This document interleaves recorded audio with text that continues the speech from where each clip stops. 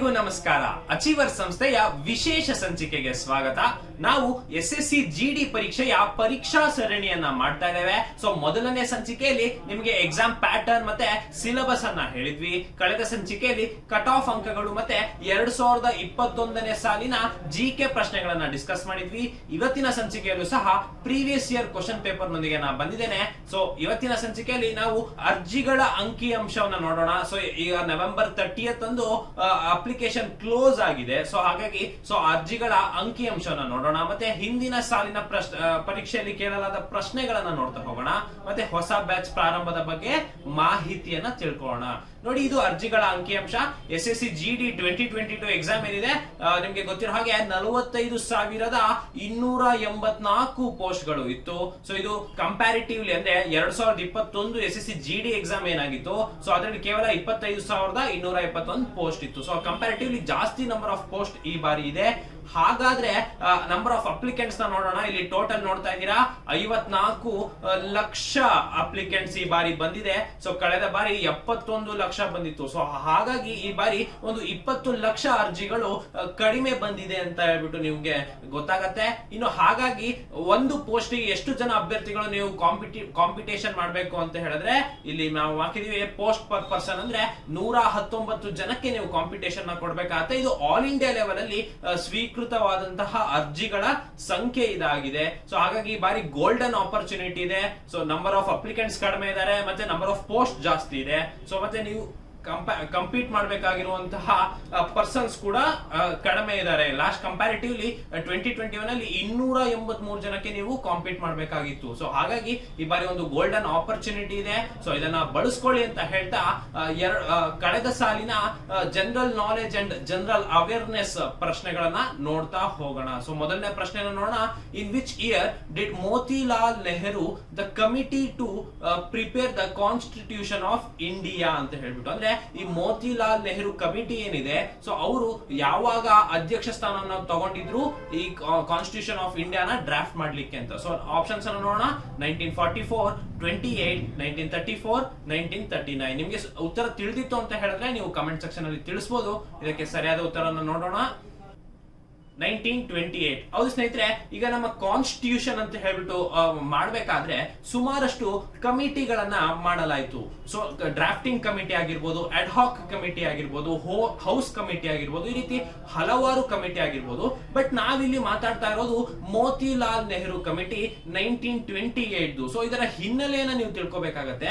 So ಇದರ ಹಿನ್ನೆಲೆ ಏನು ಅಂತ ಹೇಳಿದ್ರೆ, 1928 ಅಲ್ಲಿ ಒಂದು ಕಲ್ಕತ್ತಾ ಕಾಂಗ್ರೆಸ್ ಸೆಷನ್ ಆಗತ್ತೆ. ಸೊ ಇಲ್ಲಿ ಜವಾಹರ್ಲಾಲ್ ನೆಹರು ಆಗಿರ್ಬೋದು ಅಥವಾ ಸುಭಾಷ್ ಚಂದ್ರ ಬೋಸ್ ಅವರಾಗಿರ್ಬೋದು, ಸೊ ಅವರು ಟೋಟಲ್ ಸ್ವರಾಜನ ಅನೌನ್ಸ್ ಮಾಡ್ತಾರೆ. ಸೊ ಅದೇ ನಿಟ್ಟಿನಲ್ಲಿ ಫೆಬ್ರವರಿ 3ಕ್ಕೆ ಸೈಮನ್ ಕಮಿಷನ್ ಭಾರತಕ್ಕೆ ಬರುತ್ತೆ. ಸೊ ಅವರ ಏನು ಈ ಡ್ರಾಫ್ಟ್ ಗೆ ಪಾಯಿಂಟ್ಸ್ ಏನಿತ್ತು, ಸೊ ಅದನ್ನ ಈ ಆಲ್ ಇಂಡಿಯಾ ಲೀಡರ್ಸ್ ಏನಿರ್ತಾರೆ, ಸೊ ಅವರು ಅದನ್ನ ಒಪ್ಕೊಳ್ಳೋದಿಲ್ಲ. ಸೊ ಹಾಗಾಗಿ ಬ್ರಿಟಿಷ್ ಏನ್ ಮಾಡ್ತಾರೆ, ಈ ಕಾಂಗ್ರೆಸ್ ಲೀಡರ್ಸ್ ಗೆ, ಕಾಂಗ್ರೆಸ್ ಮೆನ್ಗೆ ಚಾಲೆಂಜ್ ಅನ್ನ ಮಾಡ್ತಾರೆ, ನೀವು ಕಾನ್ಸ್ಟಿಟ್ಯೂಷನ್ ನ ಮಾಡ್ಲಿಕ್ಕೆ ಆಗತ್ತಾ ಅಂತ. ಸೊ ಈ ಚಾಲೆಂಜ್ ಅನ್ನ ಅಕ್ಸೆಪ್ಟ್ ಮಾಡ್ಕೊಂಡು 1928 ಗೆ ಆಲ್ ಪಾರ್ಟಿ ಕಾನ್ಫರೆನ್ಸ್ ಅನ್ನ ಭಾರತದಲ್ಲಿ ನಡೆಸ್ತಾರೆ. ಸೊ ಆ ಕಾನ್ಫರೆನ್ಸ್ ನಡೀತಲ್ಲ, ಸೊ ಅವಾಗ ರೂಪುಗೊಂಡಿದ್ದೆ ಈ ಮೋತಿಲಾಲ್ ನೆಹರು ಕಮಿಟಿ. ಇದರ ಚೇರ್ಪರ್ಸನ್ ಬಂದು ಮೋತಿಲಾಲ್ ನೆಹರು ಆಗಿರ್ತಾರೆ, ಸೆಕ್ರೆಟರಿ ಬಂದು ಜವಾಹರ್ಲಾಲ್ ನೆಹರು ಆಗಿರ್ತಾರೆ. ಸೊ ಇವರು ಒಂದು ಕಾನ್ಸ್ಟಿಟ್ಯೂಷನ್ ಅನ್ನ ಡ್ರಾಫ್ಟ್ ಮಾಡ್ತಾರೆ. ಇಂಡಿಯಾಗೆ dominion status with parliamentary form of government in bicameral legislation ಸಿಗ್ಬೇಕು ಅಂತ ಹೇಳ್ಬಿಟ್ಟು ಈ ಒನ್ ಆಫ್ ದ ಪಾಯಿಂಟ್ಸ್ ಆಗಿರುತ್ತೆ ಇವರು ಮಾಡಿರುವಂತಹ ಒಂದು ಡ್ರಾಫ್ಟ್ ಅಲ್ಲಿ. ಸೊ ಇದಕ್ಕೆ ಮುಸ್ಲಿಂ ಲೀಗ್ ನ ಜಿನ್ನಾ ಅವ್ರು ಏನಿರ್ತಾರೆ, ಸೊ ಅವರು ಇದನ್ನ ಒಪ್ಕೊಳ್ಳೋದಿಲ್ಲ. ಸೊ ಹೀಗಾಗೇನೆ ಇವಾಗ ಅವರ ತುಂಬಾ ಪಾಪ್ಯುಲರ್ ಆದಂತಹ 14 ಪಾಯಿಂಟ್ಸ್ ಆಫ್ ಜಿನ್ನಾ ಅಂತ ಏನ್ ಕರಿತೇವೆ, ಸೊ ಅವರು ಇದನ್ನ ರಿಜೆಕ್ಟ್ ಮಾಡಿ, ನೆಹರು ಕಮಿಟಿಯ ರಿಪೋರ್ಟ್ ಅನ್ನ ರಿಜೆಕ್ಟ್ ಮಾಡಿ ಈ 14 ಪಾಯಿಂಟ್ಸ್ ಆಫ್ ಜಿನ್ನಾ ಅನ್ನ ಮಾಡ್ತಾರೆ. ಸೊ ಅದನ್ನ 1929ಗೆ ಒಪ್ಪಿಸ್ತಾರೆ. ಸೊ ಇದೆಲ್ಲ ಹಿನ್ನೆಲೆ ನಿಮ್ಗೆ ಗೊತ್ತಿತ್ತು ಅಂತ ಹೇಳಿದ್ರೆ, ಸೊ ನೀವು ಈ ಆನ್ಸರ್ ಅನ್ನ ಸುಲಭವಾಗಿ ಟ್ಯಾಕಲ್ ಮಾಡಬಹುದಾಗಿರುತ್ತೆ. ಸೊ ಇದ್ರ ಬಗ್ಗೆ ನಿಮ್ಗೆ ಮಾಹಿತಿ ಇರ್ಲಿ ಅಂತ ಹೇಳ್ತಾ ಮುಂದಿನ ಪ್ರಶ್ನೆಯನ್ನ ನೋಡೋಣ. Who among the following was the first Indian actor to made a Chevalier of the Order des Arts et des Lettres? ಅಂದ್ರೆ order of the art and letters ಅಂತ ಹೇಳ್ಬಿಟ್ಟು ಇಂಗ್ಲಿಷ್ ಅಲ್ಲಿ ಬರುತ್ತೆ, ಇದು ಫ್ರೆಂಚ್ ಅಲ್ಲಿ ಇದೆ. ಸೊ ಚೆವಲಿಯರ್ ಅಂದ್ರೆ ಏನು ಅಂತಂದ್ರೆ ನೈಟ್ ಅಂತ ಅರ್ಥ ಬರುತ್ತೆ. ಸೊ ಅದನ್ನ ಗೆದ್ದಂತಹ ಮೊದಲ ಭಾರತೀಯ ನಟ ಯಾರು ಅಂತ ಹೇಳ್ಬಿಟ್ಟು ಪ್ರಶ್ನೆ. ಆಪ್ಷನ್ಸ್ ಅನ್ನ ನೋಡೋಣ. ಶಿವಾಜಿ ಗಣೇಶನ್, ರಜನಿಕಾಂತ್, ರಾಜೇಶ್ ಖನ್ನಾ, ದಿಲೀಪ್ ಕುಮಾರ್. ನಿಮ್ಗೆ ಉತ್ತರ ತಿಳಿದಿತ್ತು ಅಂತ ಹೇಳಿದ್ರೆ ನೀವು ಕಮೆಂಟ್ ಸೆಕ್ಷನ್ ಅಲ್ಲಿ ತಿಳಿಸಬಹುದು. ಇದಕ್ಕೆ ಸರಿಯಾದ ಉತ್ತರವನ್ನು ನೋಡೋಣ. ಶಿವಾಜಿ ಗಣೇಶನ್. ಹೌದು ಸ್ನೇಹಿತರೆ, ಹಾಗಾದ್ರೆ ಈ chevalier of the order of the art and letters ಅಂತ ಅಂದ್ರೆ ಏನು ಅಂತಂದ್ರೆ, ಈ ಅವಾರ್ಡ್ ಏನಿದೆ ಇದು 1957 ನಲ್ಲಿ ಇದು ಪ್ರಾರಂಭ ಆಯ್ತು. ಸೊ ಫ್ರೆಂಚ್ ನ ಕಲ್ಚರ್ ಅಥವಾ ಆರ್ಟ್ ಅನ್ನ ಎನ್ರಿಚ್ ಮಾಡುವಂತ ಕಾಂಟ್ರಿಬ್ಯೂಷನ್ ಕೊಡ್ತಾ ಇರುವಂತವರಿಗೆ ಈ ಅವಾರ್ಡ್ ಅನ್ನ ಕೊಡ್ತಾರೆ. ಸೊ ಇದರಲ್ಲಿ ಪ್ರಮುಖವಾಗಿ 3 ಆರ್ಡರ್ ಆಫ್ ಮೆರಿಟ್ ಇದೆ. ಸೊ ಮೊದಲನೇದು commander of the order of merit ಅಂತ, ಎರಡನೇದು officer of the order of the merit ಅಂತ, ಮೂರನೇದು chevalier of the order of art and letters ಅಂತ ಹೇಳ್ಬಿಟ್ಟು. ಸೊ ಈ ಮೂರನೇ ಅವಾರ್ಡ್ ಏನಿದೆ ಚೆವಿಲರ್, ಇದು ಹಲವಾರು ಭಾರತೀಯ ನಟರಿಗೆ ಸಿಕ್ಕಿದೆ. ಸೊ ಫಾರ್ ಎಕ್ಸಾಂಪಲ್ 2016ರಲ್ಲಿ ಕಮಲ್ ಹಾಸನ್ ಅವರಿಗೆ ಕೂಡ ಈ ಅವಾರ್ಡ್ ಬಂದಿತ್ತು, ಶಾರುಖ್ ಖಾನ್ ಅವರಿಗೆ ಸಹ ಈ ಅವಾರ್ಡ್ ಬಂದಿತ್ತು. ಸೊ ಇದರಲ್ಲಿ ಮೊಟ್ಟ ಮೊದಲ ಭಾರತೀಯ ನಟ ಯಾರಿಗೆ ಈ ಅವಾರ್ಡ್ ಬಂದಿತ್ತು ಅಂತ ಹೇಳ್ಬಿಟ್ಟು ಪ್ರಶ್ನೆ ಕೇಳಲಾಗ್ತಾ ಇದೆ. ಇದಕ್ಕೆ ಸರಿಯಾದ ಉತ್ತರ ಬಂದು ಶಿವಾಜಿ ಗಣೇಶನ್ ಆಗಿರುತ್ತೆ. ಸೊ ಇದ್ರ ಬಗ್ಗೆ ನಿಮ್ಗೆ ಮಾಹಿತಿ ಇರಲಿ ಅಂತ ಹೇಳ್ತಾ ಮುಂದಿನ ಪ್ರಶ್ನೆಯನ್ನ ನೋಡೋಣ. Which among the following is not a human capital? Health care, education, training, land. ಹಾಗಾದ್ರೆ ಹ್ಯೂಮನ್ ಕ್ಯಾಪಿಟಲ್ ಅಂದ್ರೆ ಏನು ಅಂತ ಹೇಳ್ಬಿಟ್ಟು ನಾವು ತಿಳ್ಕೊಬೇಕಾಗತ್ತೆ. ಸೊ ನಿಮ್ಗೆ ಉತ್ತರ ತಿಳಿದಿತ್ತು ಅಂತ ಹೇಳಿದ್ರೆ ನೀವು ಕಮೆಂಟ್ ಸೆಕ್ಷನ್ ಅಲ್ಲಿ ತಿಳಿಸಬಹುದು. ನಿಮ್ಗೆ 5 ಸೆಕೆಂಡ್ಗಳ ಕಾಲಾವಕಾಶ ಇರುತ್ತೆ. ಸೊ ಹಾಗಾದ್ರೆ ಇದಕ್ಕೆ ಸರಿಯಾದ ಉತ್ತರವನ್ನು ನೋಡೋಣ. ಸರಿಯಾದ ಉತ್ತರ ಬಂದು ಲ್ಯಾಂಡ್ ಆಗಿರುತ್ತೆ. ಸೊ ಹಾಗಾದ್ರೆ ಹ್ಯೂಮನ್ ಕ್ಯಾಪಿಟಲ್ ಅಂದ್ರೆ ಏನು ಅಂತ ತಿಳ್ಕೊಳ್ಳೋಣ. ಹ್ಯೂಮನ್ ಕ್ಯಾಪಿಟಲ್ ಅಂದ್ರೆ ಒಂದು ಎಕನಾಮಿಕ್ ವ್ಯಾಲ್ಯೂ ಬರಬೇಕು ವರ್ಕರ್ಸ್ ನ ಸ್ಕಿಲ್ ಇಂದ, ಅಂದ್ರೆ ಒಂದು ಸಂಸ್ಥೆ ಆಗಿರ್ಬೋದು ಅಥವಾ ಒಂದು ದೇಶ ಆಗಿರ್ಬೋದು. ಸೊ ಅಲ್ಲಿರುವಂತಹ ವರ್ಕರ್ಸ್ ನ ಸ್ಕಿಲ್ ಮೇಲೆ ಅವರಿಂದ ಎಷ್ಟು ಎಕನಾಮಿಕ್ ವ್ಯಾಲ್ಯೂ ಅನ್ನ ಜನರೇಟ್ ಮಾಡುತ್ತೆ ಅಂತ ಹೇಳ್ಬಿಟ್ಟು ಅದನ್ನ ಹ್ಯೂಮನ್ ಕ್ಯಾಪಿಟಲ್ ಅಂತ ಕರಿತೇವೆ. ಸೊ ಇದು ಸಾಮಾನ್ಯವಾಗಿ ಎಜುಕೇಶನ್ ಆಗಿರ್ಬೋದು, ಹೆಲ್ತ್ ಕೇರ್ ಆಗಿರ್ಬೋದು, ಇಂಟೆಲಿಜೆನ್ಸ್ ಆಗಿರ್ಬೋದು. ಸೊ ಈ ರೀತಿಯಾದಂತಹ ವಿಚಾರಗಳಿಗೆ ಹ್ಯೂಮನ್ ಕ್ಯಾಪಿಟಲ್ ಅಂತ ಕರೀತಾರೆ. ಆದ್ರೆ ಲ್ಯಾಂಡ್ ಗೆ ನಾವು ಹ್ಯೂಮನ್ ಕ್ಯಾಪಿಟಲ್ ಅಂತ ಕರೆಯಲ್ಲ. ಇದು ಒಂದು ಇಂಟ್ಯಾಂಜಬಲ್ ಅಸೆಟ್ ಅಂತ ಹೇಳ್ಬಿಟ್ಟು ಕರಿತೇವೆ.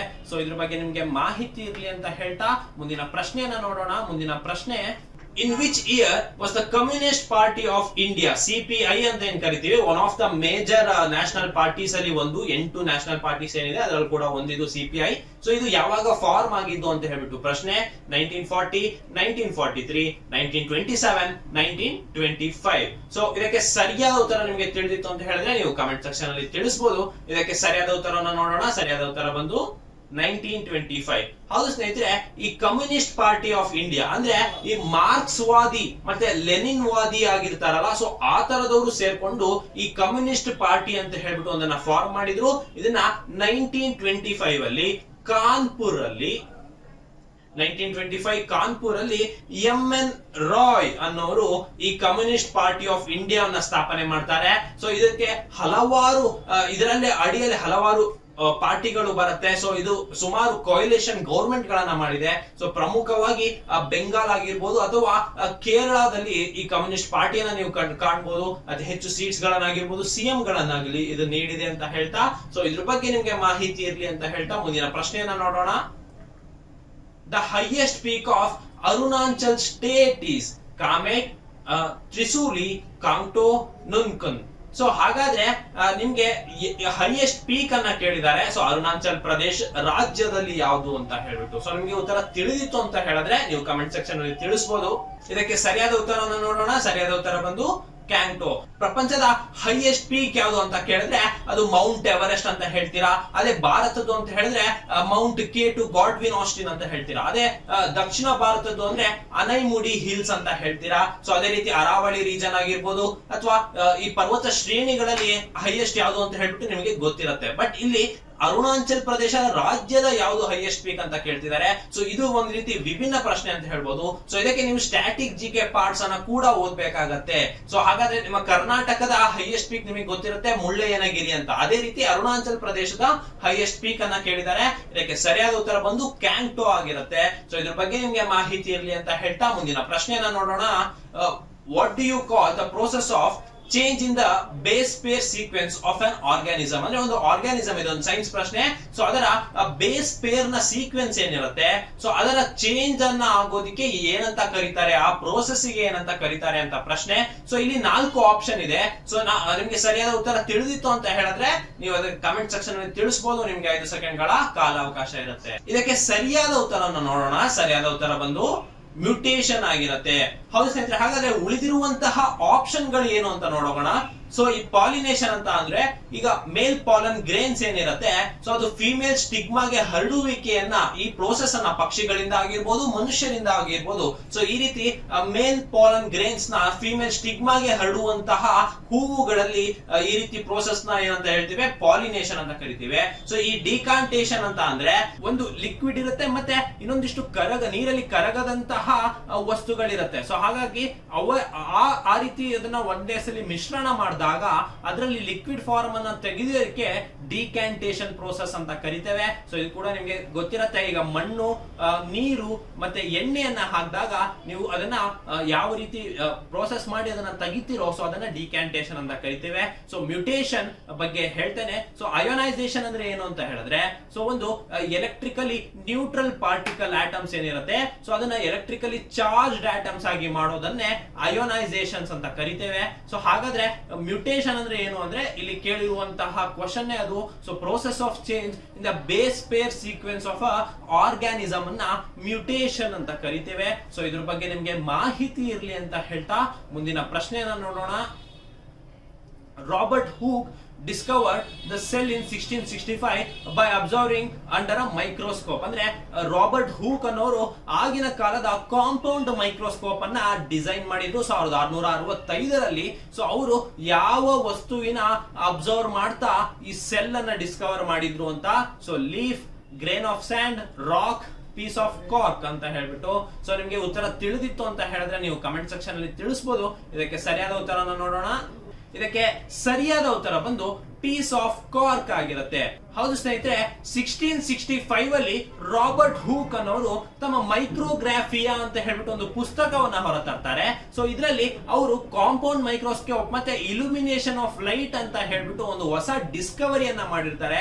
ಸೊ ಸೆಲ್ ಡಿಸ್ಕವರಿ ಏನ್ ಮಾಡಿರ್ತಾರೆ, ಇವರು ಪೀಸ್ ಆಫ್ ಕಾರ್ಕ್ ಅಲ್ಲಿ ಇರುವಂತಹ ಒಂದು ಸೆಲ್ ಅನ್ನ ಈ ಕಾಂಪೌಂಡ್ ಮೈಕ್ರೋಸ್ಕೋಪ್ ಉಪಯೋಗಿಸಿಕೊಂಡು ಪತ್ತೆ ಹಚ್ಚಿರ್ತಾರೆ. ಸೊ ಹಾಗಾಗಿ ಸೊ ಅದ್ರ ಮೇಲೆ ಇದ್ದಂತಹ ಪ್ರಶ್ನೆ ಇದಾಗಿತ್ತು. ಇದೊಂದು ಸೈಂಟಿಫಿಕ್ ಡಿಸ್ಕವರಿ ಪ್ರಶ್ನೆ. ಸೊ ಈ ರೀತಿ ಯಾರು ಡಿಸ್ಕವರಿ ಯಾವಾಗ ಮಾಡಿದ್ದಾರೆ, ಈ ರೀತಿ ಪ್ರಶ್ನೆಗಳು ಬರುವಂತದ್ದು ಸಹಜ ಆಗಿರುತ್ತೆ. ಸೊ ಇದ್ರ ಬಗ್ಗೆ ನಿಮ್ಗೆ ಮಾಹಿತಿ ಇರ್ಲಿ ಅಂತ ಹೇಳ್ತಾ ಮುಂದಿನ ಪ್ರಶ್ನೆಯನ್ನ ನೋಡೋಣ. Which newspaper edited by Bal Gangadhar Tilak was one of the strongest critics of the British rule ಅಂತ. ಸೊ ನಮ್ಮ ಆಪ್ಷನ್ಸ್ ಅನ್ನ ನೋಡೋಣ. ಅಮೃತ್ ಬಜಾರ್ ಪತ್ರಿಕಾ, ಕೇಸರಿ, the Tribune, the Hindu. So ball Gangadhar Tilak ಅವರು ಎಡಿಟರ್ ಆಗಿದ್ದಂತಹ ಯಾವ ನ್ಯೂಸ್ ಪೇಪರ್ ಬ್ರಿಟಿಷ್ ರೂಲ್ ನ ಕ್ರಿಟಿಸೈಸ್ ಮಾಡ್ತಾ ಇತ್ತು, ಸ್ಟ್ರಾಂಗೆಸ್ಟ್ ಕ್ರಿಟಿಕ್ ಆಗಿತ್ತು ಅಂತ ಹೇಳ್ಬಿಟ್ಟು ಪ್ರಶ್ನೆ. ಸೊ ನಿಮ್ಗೆ ಆಪ್ಷನ್ಸ್ ಇದೆ. ನಿಮ್ಗೆ ಉತ್ತರ ತಿಳಿದಿತ್ತು ಅಂತ ಹೇಳಿದ್ರೆ ನೀವು ಕಮೆಂಟ್ ಸೆಕ್ಷನ್ ಅಲ್ಲಿ ತಿಳಿಸಬಹುದಾಗಿರುತ್ತೆ. ಇದಕ್ಕೆ ಸರಿಯಾದ ಉತ್ತರನ ನೋಡೋಣ. ಸರಿಯಾದ ಉತ್ತರ ಬಂದು ಕೇಸರಿ ಪತ್ರಿಕೆ. ಹೌದು ಸ್ನೇಹಿತರೆ, ಈ ಮಹಾರಾಷ್ಟ್ರ ರೀಜನ್ ಅಲ್ಲಿ ಬಾಲ್ ಗಂಗಾಧರ್ ತಿಲಕ್ ಅವರು ತಮ್ಮ ಐಡಿಯಾಲಜೀಸ್ ಇಂದ ಬ್ರಿಟಿಷ್ ರೂಲ್ ವಿರುದ್ಧ ಒಂದು ಬಿಗ್ಗೆಸ್ಟ್ ಕ್ರಿಟಿಕ್ ಆಗಿರ್ತಾರೆ. ಸೊ ಇವರು ಜನರಲ್ಲಿ ರಾಷ್ಟ್ರೀಯತೆಯನ್ನು ಮೂಡಿಸಲು ಈ ರೀತಿಯಾದಂತಹ ಕೇಸರಿ ಅನ್ನೋ ದಿನಪತ್ರಿಕೆಯನ್ನು ಹೊರತರ್ತಾರೆ. ಅಷ್ಟೇ ಅಲ್ಲದೆ ಗಣೇಶ ಉತ್ಸವ ಆಗಿರ್ಬೋದು ಅಥವಾ ಶಿವಾಜಿ ಜಯಂತಿ ಆಗಿರ್ಬೋದು, ಈ ರೀತಿಯಾದಂತಹ ಯುತ್ಗಳು ಒಂದೇ ಕಡೆ ಸೇರುವಂತಹ, ರಾಷ್ಟ್ರೀಯತೆಯನ್ನು ಮೂಡಿಸುವಂತಹ ವ್ಯವಸ್ಥೆಗಳನ್ನ ಬಾಲ್ ಗಂಗಾಧರ್ ತಿಲಕ್ ಅವರು ತರ್ತಾ ಇರ್ತಾರೆ. ಸೊ ಅವರು ತಮ್ಮ ಕೇಸರಿ ಪತ್ರಿಕೆಯಲ್ಲಿ ಬ್ರಿಟಿಷ್ ರೂಲ್ ವಿರುದ್ಧ ಒಂದು ಸ್ಟ್ರಾಂಗೆಸ್ಟ್ ಕ್ರಿಟಿಕ್ ಆಗಿ ಇರ್ತಾರೆ. ಸೊ ಇದ್ರ ಬಗ್ಗೆ ನಿಮ್ಗೆ ಮಾಹಿತಿ ಇರ್ಲಿ ಅಂತ ಹೇಳ್ತಾ ಮುಂದಿನ ಪ್ರಶ್ನೆಯನ್ನ ನೋಡೋಣ. Who among the following was an eminent scholar of Sanskrit, Hindi and Rajasthani beside Persia, Arabic and Turkey ಅಂತ ಹೇಳ್ಬಿಟ್ಟು. ಅಂದ್ರೆ ಈ ಕೆಳಗಿನುವಲ್ಲಿ ಯಾವ ಸ್ಕಾಲರಿಗೆ ಸಂಸ್ಕೃತ್, ಹಿಂದಿ, ರಾಜಸ್ಥಾನಿ ಅಲ್ಲದೆ ಪರ್ಷಿಯನ್, ಅರೇಬಿಕ್ ಮತ್ತೆ ಟರ್ಕಿ ಭಾಷೆಯಲ್ಲಿ ಕೂಡ ಪಾಂಡಿತ್ಯ ಇತ್ತು ಅಂತ ಹೇಳ್ಬಿಟ್ಟು ಪ್ರಶ್ನೆ. ನಮ್ಮ ಆಪ್ಷನ್ಸ್ ಅನ್ನ ನೋಡೋಣ. ಅಬ್ದುಲ್ ರಹೀಂ ಖಾನ್, ಐ ಕನನ್, ಬೀರ್ಬಲ್, ಅಕ್ಬರ್, ರಾಸ್ ಖಾನ್ ಅಂತ. ನಿಮ್ಗೆ ಉತ್ತರ ತಿಳಿದಿತ್ತು ಅಂತ ಹೇಳಿದ್ರೆ ನೀವು ಕಮೆಂಟ್ ಸೆಕ್ಷನ್ ಅಲ್ಲಿ ತಿಳಿಸಬಹುದು. ನಿಮ್ಗೆ 5 ಸೆಕೆಂಡ್ಗಳ ಕಾಲಾವಕಾಶ ಇರುತ್ತೆ. ಇದಕ್ಕೆ ಸರಿಯಾದ ಉತ್ತರವನ್ನ ನೋಡೋಣ. ಸರಿ, ಅಬ್ದುಲ್ ರಹೀಂ ಖಾನ್ ಐ ಖನಾನ್ ಅಂತ ಹೇಳ್ಬಿಟ್ಟು. ನೋಡಿ, ಈ ಮೊಘಲ್ಸ್ ಅಲ್ಲಿ ಏನಿತ್ತು, ಸೊ ಹಲವಾರು ಪಾಂಡಿತ್ಯರು ಇದ್ರು. ಸೊ ನಿಮ್ಗೆ ನವರತ್ನಗಳ ಬಗ್ಗೆ ಕೂಡ ನೀವು ಕೇಳಿರ್ತೀರಾ. ಸೊ ಅದರಲ್ಲಿ ಅಬ್ದುಲ್ ರಹೀಮ್ ಅನ್ನೋರು ಏನಿದ್ದಾರೆ, ಸೊ ಇವರು ಹಲವಾರು ಭಾಷೆಗಳ ಪಾಂಡಿತ್ಯವನ್ನ ಹೊಂದಿದ್ರು. ಸೊ ಸಂಸ್ಕೃತ್, ಹಿಂದಿ, ರಾಜಸ್ಥಾನಿ ಅಷ್ಟೇ ಅಲ್ಲದೆ ಪರ್ಷಿಯನ್, ಅರೇಬಿಕ್, ಟರ್ಕಿ ಈ ಎಲ್ಲಾ ಭಾಷೆಗಳ ಪಾಂಡಿತ್ಯವನ್ನ ಕೂಡ ಒಂದು ಎಮಿನೆಂಟ್ ಸ್ಕಾಲರ್ ಆಗಿ ಅಬ್ದುಲ್ ರಹೀಂ ಅವರು ಇದ್ರು ಅಂತ ಹೇಳ್ಬಿಟ್ಟು. ಸೊ ಇದ್ರ ಬಗ್ಗೆ ನಿಮ್ಗೆ ಮಾಹಿತಿ ಇರ್ಲಿ ಅಂತ ಹೇಳ್ತಾ ಮುಂದಿನ ಪ್ರಶ್ನೆಯನ್ನ ನೋಡೋಣ. ಮುಂದಿನ ಪ್ರಶ್ನೆ, in which of the following years was the Gajapati Kingdom of Orissa established ಅಂತ? 1567, 1336, 1467, 1435. ನಿಮ್ಗೆ ಉತ್ತರ ತಿಳಿದಿತ್ತು ಅಂದ್ರೆ ನೀವು ಕಮೆಂಟ್ ಸೆಕ್ಷನ್ ಅಲ್ಲಿ ತಿಳಿಸಬಹುದು.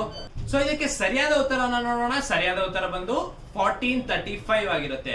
ಸೊ ಹೌದು ಸ್ನೇಹಿತರೆ, ನಿಮ್ಗೆ ಒರಿಸ್ಸಾದ ಗಜಪತಿಗಳ ಬಗ್ಗೆ ಗೊತ್ತಿರಬೇಕು ಅಂದ್ರೆ ನೀವು ವಿಜಯನಗರ ಸಾಮ್ರಾಜ್ಯವನ್ನು ಓದಿದ್ರಿ ಅಂತ ಹೇಳಿದ್ರೆ ನಿಮ್ಗೆ ಗೊತ್ತಿರುತ್ತೆ. ಕೃಷ್ಣ ದೇವರಾಯ ಒರಿಸ್ಸಾದ ಗಜಪತಿ ವಿರುದ್ಧ ಕಾಳಿಂಗ ಕಾನ್ಕ್ವೆಸ್ಟ್ ಅನ್ನ ಮಾಡಿರ್ತಾರೆ. ಸೊ ಇದ್ರ ಬಗ್ಗೆ ನಿಮ್ಗೆ ಗೊತ್ತಿತ್ತು ಅಂದ್ರೆ ಈ ಒರಿಸ್ಸಾ ಗಜಪತಿಗಳು ಯಾವಾಗ ಫಾರ್ಮ್ ಆಗಿದ್ದು ಅಂತ ಹೇಳ್ಬಿಟ್ಟು ಇರೋ ಪ್ರಶ್ನೆ. ಸೊ 1435 ಅಂದ್ರೆ ವಿಜಯನಗರ ಸಾಮ್ರಾಜ್ಯ ಆಗಿರ್ಬೋದು, ಬಹಮನಿ ಆಗಿರ್ಬೋದು, ವರಾಂಗಲ್ನ ಕಾಕತೀಯರಾಗಿರ್ಬೋದು, ಅವರ ಸಮಕಾಲೀನ ಕಿಂಗ್ಡಮ್ ಆದಂತಹ ಗಜಪತಿ ಒರಿಸ್ಸಾಗಳು. ಸೊ ಇದು 1435 ಅಲ್ಲಿ ಸ್ಥಾಪನೆ ಆಗಿದ್ದು ಅಂತ ನಿಮ್ಗೆ ಗೊತ್ತಿರ್ಬೇಕಾಗತ್ತೆ. ಸೊ ಮುಂದಿನ ಪ್ರಶ್ನೆಯನ್ನ ನೋಡೋಣ. Which of the following is not a cause of food and water contamination ಅಂತ? ಇದೊಂದು ಸೈನ್ಸ್ ಪ್ರಶ್ನೆ. ನಮ್ಮ ಆಪ್ಷನ್ಸ್ ಅನ್ನ ನೋಡೋಣ. Chemical run off from factories, incorrect food storage, infection organism in the atmosphere, bites by stray animals ಅಂತ ಹೇಳ್ಬಿಟ್ಟು. So ಹಾಗಾದ್ರೆ ಇದರಲ್ಲಿ ಯಾವ್ದ್ರಿಂದ ಫುಡ್ ಮತ್ತೆ ವಾಟರ್ ಕಂಟ್ಯಾಮಿನೇಷನ್ ಆಗೋದಿಲ್ಲ ಅಂತ ಹೇಳ್ಬಿಟ್ಟು ಇದಕ್ಕೆ ಸರಿಯಾದ ಉತ್ತರವನ್ನ ನೋಡೋಣ. ಸರಿಯಾದ ಉತ್ತರ ಬಂದು ಬೈಟ್ಸ್ ಬೈ ಸ್ಟ್ರೇ ಅನಿಮಲ್ಸ್. ನೋಡಿ, ಫುಡ್ ಮತ್ತೆ ವಾಟರ್ ಕಂಟ್ಯಾಮಿನೇಷನ್ ಅಂದ್ರೆ ಒಂದು ಕಡೆ ನಿಲ್ಲುವಂತದ್ದು, ಅದರಿಂದ ಸೊಳ್ಳೆಗಳು ಉತ್ಪತ್ತಿ ಜಾಸ್ತಿ ಆಗಿ ಮಲೇರಿಯಾ, ಡೆಂಗ್ಯೂ ಈ ರೀತಿ ಕಾಯಿಲೆಗಳು ಹರಡಲಿಕ್ಕೆ ಈ ವಾಟರ್ ಕಂಟ್ಯಾಮಿನೇಷನ್ ಅನ್ನೋದಾಗಿರ್ಬೇಕಾಗತ್ತೆ. ಸೊ ಈ ವಾಟರ್ ಕಂಟ್ಯಾಮಿನೇಷನ್ ಮತ್ತೆ ಫುಡ್ ಕಂಟ್ಯಾಮಿನೇಷನ್ ಯಾವ್ದ್ರಿಂದ ಆಗಲ್ಲ ಅಂತ ಹೇಳ್ಬಿಟ್ಟು ಪ್ರಶ್ನೆ ಇತ್ತು. So bites by stray animals ಇಂದ ಈ ರೀತಿ ಬೀದಿ ನಾಯಿಗಳಾಗಿರ್ಬೋದು ಅಥವಾ ಬೀದಿಯಲ್ಲಿರುವಂತಹ ಪ್ರಾಣಿಗಳಿಂದ ಯಾವ ಬೈಟ್ಸ್ ಆಗತ್ತೆ. ಸೊ ಅದರಿಂದ ನಿಮಗೆ ಫುಡ್ ಮತ್ತೆ ವಾಟರ್ ಕಂಟ್ಯಾಮಿನೇಷನ್ ಆಗೋದಿಲ್ಲ ಅಂತ ಹೇಳ್ಬಿಟ್ಟು. ಸೊ ನಿಮಗೆ ಇದ್ರ ಬಗ್ಗೆ ಮಾಹಿತಿ ಇರ್ಲಿ ಅಂತ ಹೇಳ್ತಾ ಮುಂದಿನ ಪ್ರಶ್ನೆಯನ್ನ ನೋಡೋಣ. Under which article of the Constitution of India shall a governor of a state be appointed by the president by warrant under his hand and seal ಅಂತ ಹೇಳ್ಬಿಟ್ಟು ನಮ್ಮ ಆಪ್ಷನ್ಸ್ ಅನ್ನು ನೋಡೋಣ. ಆರ್ಟಿಕಲ್ 153, 154, 156, 155. ಸೊ ನಿಮ್ಗೆ ಇಂಡಿಯನ್ ಕಾನ್ಸ್ಟಿಟ್ಯೂಷನ್ ನ articles ನ ನೀವು ನೋಡ್ಕೊಂಡಿತ್ತು ಅಂತ ಹೇಳಿದ್ರೆ ಈ ಪ್ರಶ್ನೆಗೆ ಸುಲಭವಾಗಿ ಉತ್ತರವನ್ನ ನೀಡಬಹುದಾಗಿರುತ್ತೆ. ಸೊ ಇದಕ್ಕೆ ಅಂದ್ರೆ ಗವರ್ನರ್ ಅನ್ನ ಅಪಾಯಿಂಟ್ ಅಥವಾ ಡಿಸ್ಮಿಸ್ ಮಾಡುವಂತಹ ಪ್ರೆಸಿಡೆಂಟ್ ನ ಪವರ್ ಏನಿದೆ, ಸೊ ಇದು ಯಾವ ಆರ್ಟಿಕಲ್ ಅಲ್ಲಿ ಇದೆ ಅಂತ ಹೇಳಿದ್ರೆ ಆರ್ಟಿಕಲ್ 155 ಅಲ್ಲಿ ಇದೆ. ಸೊ ಇದ್ರ ಬಗ್ಗೆ ನಿಮ್ಗೆ ಮಾಹಿತಿ ಇರ್ಲಿ ಅಂತ ಹೇಳ್ತಾ ಈ article 155 appointment of a governor ಅನ್ನೋ ಒಂದು ಪಾರ್ಟ್ ಅನ್ನ ನಿಮ್ಗೆ ಹೇಳತ್ತೆ. ಸೊ ಇದ್ರ ಬಗ್ಗೆ ಮಾಹಿತಿ ಇರ್ಲಿ. ಮುಂದಿನ ಪ್ರಶ್ನೆಯನ್ನ ನೋಡೋಣ. In which year was the Hindu Succession Act of 1956 amended to give equal rights to fathers property to daughters ಅಂತ? 2005, 2007, 2001, 2010. ನಿಮ್ಗೆ ಇದ್ರ ಬಗ್ಗೆ ಉತ್ತರ ತಿಳಿದಿತ್ತು ಅಂತ ಹೇಳಿದ್ರೆ ನೀವು ಕಮೆಂಟ್ ಸೆಕ್ಷನ್ ಅಲ್ಲಿ ತಿಳಿಸಬಹುದು. ನಿಮ್ಗೆ 5 ಸೆಕೆಂಡ್ಗಳ ಕಾಲಾವಕಾಶ ಇರುತ್ತೆ. ನೋಡಿ ಸ್ನೇಹಿತರೆ, 2 ಹಿಂದೂ ಸ್ಕೂಲ್ ಆಫ್ ಲಾ ಇದೆ. ಒಂದು ಮಿತಾಕ್ಷರ ಸ್ಕೂಲ್ ಆಫ್ ಹಿಂದೂ ಲಾ, ಇನ್ನೊಂದು ದಯಾಭಾಗ ಸ್ಕೂಲ್ ಆಫ್ ಹಿಂದೂ ಲಾ ಅಂತ ಹೇಳ್ಬಿಟ್ಟು. ಸೊ 2 ಸ್ಕೂಲ್ ಆಫ್ ಲಾ ಏನಿದೆ, ಸೊ ಹಲವಾರು ಈ ರೀತಿ ಆಕ್ಟ್ಸ್ ಗಳನ್ನ ತಂದಿದ್ದಾರೆ. ಸೊ ಇದ್ರಲ್ಲಿ ಒಂದು ಹಿಂದೂ ಸಕ್ಸೆಷನ್ ಆಕ್ಟ್ ಅಂತ. ಸೊ ಇದು 1956 ಅಲ್ಲಿ ಬಂದಿತ್ತು. ಇದು ಮಿತಾಕ್ಷರ ಸ್ಕೂಲ್ ಆಫ್ ಲಾ ಅಂತ ಏನ್ ಕರಿತೇವೆ, ಸೊ ಅದರಿಂದ ಬಂದಂತ ಒಂದು ಲಾ ಆಗಿತ್ತು. ಸೊ 2005ರಲ್ಲಿ ಇದು ಸರಿಯಾದ ಉತ್ತರ ಅದೇ. ಸೊ ಅದರಲ್ಲಿ ಇದನ್ನ ಅಮೆಂಡ್ ಮಾಡಲಾಯ್ತು, ಅಂದ್ರೆ ತಿದ್ದುಪಡಿಯನ್ನ ಮಾಡಲಾಯ್ತು. ಸೊ ಡಾಟರ್ಸ್ ಗೆ ಸಹ ಈಕ್ವಲ್ ಹಕ್ಕುವನ್ನು ನೀಡಲಾಯ್ತು ಈ Hindu succession of act of 1956 ಅಲ್ಲಿ. ಸೊ ಇದ್ರ ಬಗ್ಗೆ ನಿಮ್ಗೆ ಮಾಹಿತಿ ಇರ್ಲಿ ಅಂತ ಹೇಳ್ತಾ ಮುಂದಿನ ಪ್ರಶ್ನೆನ ನೋಡೋಣ. Which of the following is not an age verification test method that makes an assessment based on hand and wrist radiographs ಅಂತ? ಅಂದ್ರೆ ನಿಮ್ಮ ವಯಸ್ಸನ್ನ ನಿರ್ಧರಿಸುವಂತಹ ಅಸೆಸ್ಮೆಂಟ್ ಗಳೇನಿದೆ ಇದರಲ್ಲಿ ಯಾವುದು ಆ ಮೆಥಡ್ ಅಲ್ಲ ಅಂತ ಹೇಳ್ಬಿಟ್ಟು ಪ್ರಶ್ನೆ. The Turner Whitehouse method, the Greulich Pyle method, the FELS method, the cervical vertebral maturation method, CVM method ಅಂತ ಏನ್ ಕರಿತೇವೆ. ಸೊ ಈ 4 ಆಪ್ಷನ್ಸ್ ಇದೆ. ನಿಮ್ಗೆ ಉತ್ತರ ತಿಳಿದಿತ್ತು ಅಂತ ಹೇಳಿದ್ರೆ ಸೊ ನಿಮ್ಗೆ ಕಮೆಂಟ್ ಸೆಕ್ಷನ್ ಅಲ್ಲಿ ತಿಳಿಸಬಹುದು. ಇದಕ್ಕೆ ಸರಿಯಾದ ಉತ್ತರವನ್ನು ನೋಡೋಣ.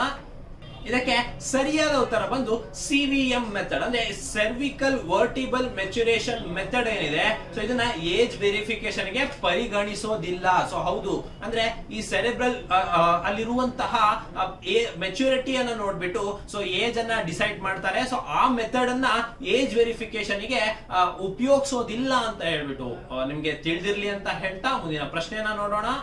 The Hundru falls are formed by the river ಅಂತ ಅಂದ್ರೆ ಈ ಫಾಲ್ಸ್ ಏನಿದೆ ಹುಂಡ್ರು ಫಾಲ್ಸ್ ಅಂತ ಹೇಳಿ ಇದು ಯಾವ ನದಿಯಿಂದ ನಿರ್ಮಿಸಲಾಗಿದೆ ಅಂತ ಹೇಳ್ತಾ ಸೊ ನಿಮ್ಮ ಆಪ್ಷನ್ಸ್ ಅನ್ನ ನೋಡೋಣ. ಉಮ್ನಗಾಟ್, ಸುಬರ್ನರೇಖಾ, ಸ್ಯಾಂಗ್ಪೋ, ಟೀಸ್ತಾ. ಸೊ ಈ 4 ರಿವರ್ ಅಲ್ಲಿ ಯಾವುದು ಹುಂಡ್ರು ಫಾಲ್ಸ್ ಅನ್ನ ನಿರ್ಮಿಸುತ್ತೆ ಅಂತ ನಿಮ್ಗೆ ಉತ್ತರ ತಿಳಿದಿತ್ತು ಅಂತ ಹೇಳಿದ್ರೆ ನೀವು ಕಮೆಂಟ್ ಸೆಕ್ಷನ್ ಅಲ್ಲಿ ತಿಳಿಸಬಹುದು. ನಿಮ್ಗೆ 5 ಸೆಕೆಂಡ್ಗಳ ಕಾಲಾವಕಾಶ ಇರುತ್ತೆ. ಸೊ ಇದಕ್ಕೆ ಸರಿಯಾದ ಉತ್ತರ ಬಂದು ಸುಬರ್ನರೇಖಾ. ಹೌದು ಸ್ನೇಹಿತರೆ, ಈ ಸುಬರ್ನರೇಖಾ ನದಿ ಏನಿದೆ ಇದು ಜಾರ್ಖಂಡ್ ಅಲ್ಲಿ ಇದೆ. ಸೊ ಅಲ್ಲಿ ಹುಂಡ್ರು ಫಾಲ್ಸ್ ಅಂತ ಹೇಳ್ಬಿಟ್ಟು ಒಂದು ನಿರ್ಮಿಸುತ್ತೆ. ಸೊ ಈ ಹುಂಡ್ರು ಫಾಲ್ಸ್ ಅಲ್ಲಿ ಒಂದು ವಿಶೇಷ ಇದೆ. ಸೊ ಅದೇನು ಅಂತ ಹೇಳಿದ್ರೆ ಇದು ಒಂದು ಜಿಯೋಗ್ರಫಿಕಲ್ ನಿಕ್ ಪಾಯಿಂಟ್ ಅಂತ ಕರಿತೇವೆ. ಸೊ ಹಾಗಾದ್ರೆ ಈ ನಿಕ್ ಪಾಯಿಂಟ್ ಅನ್ನೋದು ಏನು ಅಂದ್ರೆ ಈ ಟರ್ಮ್ ನಿಮಗೆ ಜಿಯೋಗ್ರಫಿ ಓದ್ತಾ ಬಂದಿರುತ್ತೆ. ಸೊ ನಿಕ್ ಪಾಯಿಂಟ್ ಏನು ಅಂದ್ರೆ ಎರೋಷನ್ ಆಗಿ ಸೊ ಈ ರೀತಿ ಫಾಲ್ಸ್ ಅನ್ನ ನದಿಗಳು ನಿರ್ಮಿಸ್ತು ಅಂತ ಹೇಳಿದ್ರೆ ಅದನ್ನ ನಿಕ್ ಪಾಯಿಂಟ್ ಅಂತ ಕರಿತೀವಿ. ಜಗತ್ತಿನಲ್ಲಿ ಹಲವಾರು ನಿಕ್ ಪಾಯಿಂಟ್ ಗಳಿದಾವೆ. ಸೊ ನಮ್ಮ ಭಾರತದಲ್ಲಿ ಕೂಡ ಇದೆ. ಸೊ ಅದು ಹುಂಡ್ರು ಫಾಲ್ಸ್ ಕೂಡ ಒಂದು best example of knick point ಅಂತ ಹೇಳ್ಬೋದು. ಸೊ ಇದ್ರ ಬಗ್ಗೆ ನಿಮ್ಗೆ ಮಾಹಿತಿ ಇರಲಿ ಅಂತ ಹೇಳ್ತಾ ಮುಂದಿನ ಪ್ರಶ್ನೆಯನ್ನ ನೋಡೋಣ. Which of the following is not a service provided to the clients by bank in India ಅಂತಂದ್ರೆ ಬ್ಯಾಂಕ್ ಇಂದ ಈ ಸೇವೆಗಳನ್ನ ಕೊಡೋದಿಲ್ಲ ಯಾವುದು ಅಂತ ಕೇಳ್ತಿದ್ದಾರೆ.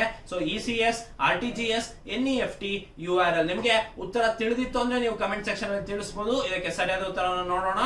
URL. ECS ಅಂದ್ರೆ ಈ ಕ್ಲಿಯರಿಂಗ್ ಸರ್ವಿಸಸ್ ಅಂತ ಅರ್ಥ ಬರುತ್ತೆ.